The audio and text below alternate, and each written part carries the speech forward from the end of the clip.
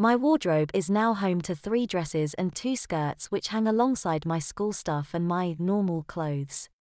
In my drawers is a number of girly t-shirts and tops, some shorts, a pair of pedal pushers, a pair of jeans, a few pairs of leggings and 2 more skirts. Plus about 10 colourful bras. I managed to resist my new items of clothing for as long as possible, which was 3 whole days. Come weekend, my mother suggested I try something new on. I say suggested. When I declined the proposal, she insisted. It could have been worse, I guess, since my mother didn't make me wear one of my skirts or dresses. Instead, she chose a pair of leggings, the pair of shorts and a t-shirt. Oh, and a colourful training bra, of course. My sister grinned, giggled, and told me I looked nice when she saw me wearing her old clothes. I looked down at myself. The lilac t-shirt is adorned with a sparkly butterfly design and embellished with a ruffled hem around the capped sleeves and waist. My shorts are denim with flowers embroidered on the back pockets, and my leggings are purple with white polka dots.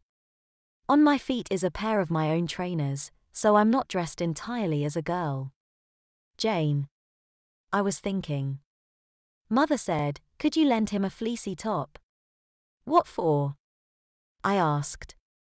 My sister asked the same thing at the same time, and Mother said, well, it might be a bit chilly on the tops. If I'd known that Mother was not only planning on making me wear girls' clothes for the day, but also plans on taking us for a walk in the peaks, I'd have tried a little harder to avoid dressing as a girl today. But like I say, it could have been worse, I guess. Mother drove us up to Dovedale and parked the car in a small town which marks the start and end point of the circular walk she had planned. I swapped my trainers for my walking boots, which made my legs seem thinner than normal. My sister had loaned me an olive green fleece top which, although clearly a girl's top, is far less girly than the t-shirt it covered. But as we climbed the steep slopes up to Thorpe Cloud, I had no option but to remove it and tie it around my waist. The view from the top of this pyramid-shaped hill was amazing, and our mother insisted on taking a number of photographs of Jane and I stood on the summit with the view of Dovedale in the background. After we'd had our fill of the panoramic views, we descended its northern flank down to the stepping stones and another photo opportunity.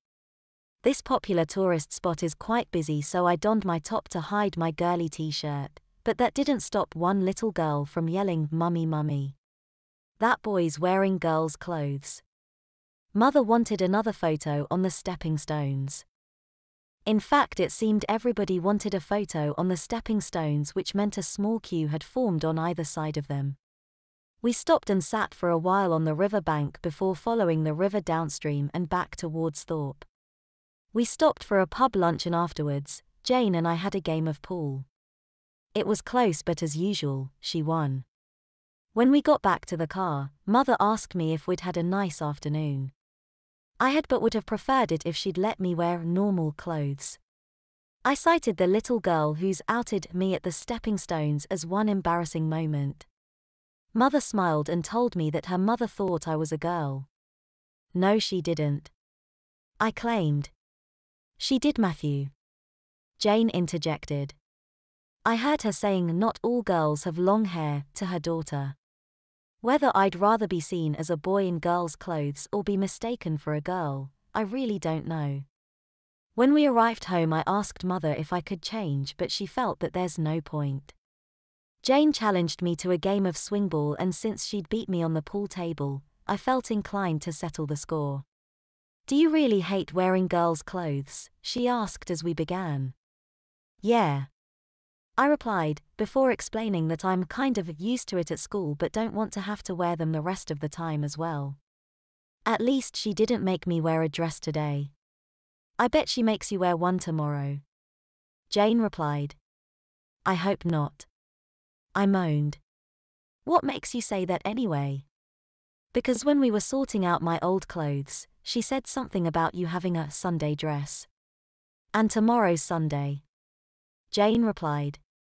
Oh. I whined. You'll get used to it. Jane told me. That's what I'm afraid of. I replied.